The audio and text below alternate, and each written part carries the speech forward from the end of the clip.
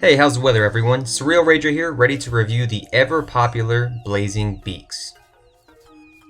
In the ever-growing library of Gungeon games out there, I welcome Blazing Beaks with joy and surprise. Its colorful charm hooked me from the start, and the addictive gameplay kept me coming back for another run.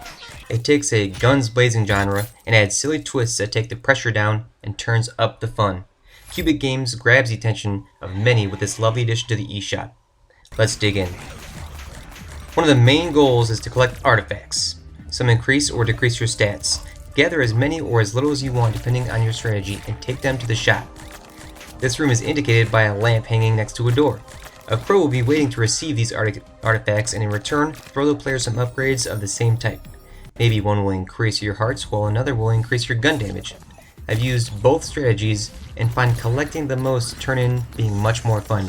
It ramps up the difficulty in an interesting way, altogether changing your playstyle. This will improve the player's skills run by run and add to the overall experience. Blazing Beaks is a game that will toy with you. Here's an artifact that says your character will take damage by collecting coins. The next room will have 5 coins, and gathering them all will end your run. A fun pair of artifacts to find is one that increases a characteristic by 50% and one that decreases the same characteristic by 50%.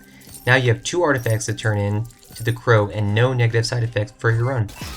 Sometimes I will take any that pop up during a run, kind of like an all or nothing thing. Other times I'll skip them all and avoid any possible hindrance. The screen shake is obnoxious. If there was one thing I could change about Blazing Beaks, it would be the over-the-top shakiness when damage is dealt. Thinking back, this has bothered me in plenty of other games in the same way. I just want to understand its importance when the recovery time from it is so crucial. Maybe it will be lower in the future, but only time will tell. The first level is filled with Hulk Cock Egg Carriers, Zits, and Bucky O'Hares. Upon being killed by a Bucky, I then realized it's a turnip. It definitely looks like Bucky O'Hare, so there are no longer vegetables. Each sequence of levels has a common theme of colors. The first is green. I usually last about 10 minutes, which is average I'm told, but I'm working on it. Once you gain some traction and finish a few areas, the player is given a choice of 2 areas. I really like that it gives you a chance to make a worthy decision because the 2 areas beyond are completely different and more difficult, and progressing as such, more characters and guns are unlocked. The chicken has been my main character of choice, but occasionally I'll switch it up and see how I handle the others. I've chosen a character with low health and luckily found a health upgrade or 2, which is the perfect scenario. Chalk it up to luck in finding them, but the game heavily relies on skill to get you through it. An important area I don't want to skip is the controls, which feel very good. They are tight and don't feel wonky at all. Gungeon games require good handles, and Blazing Beaks delivers on that front in a positive way. I enjoyed using my Pro Controller, in particular over handheld mode. It looks great on screen too.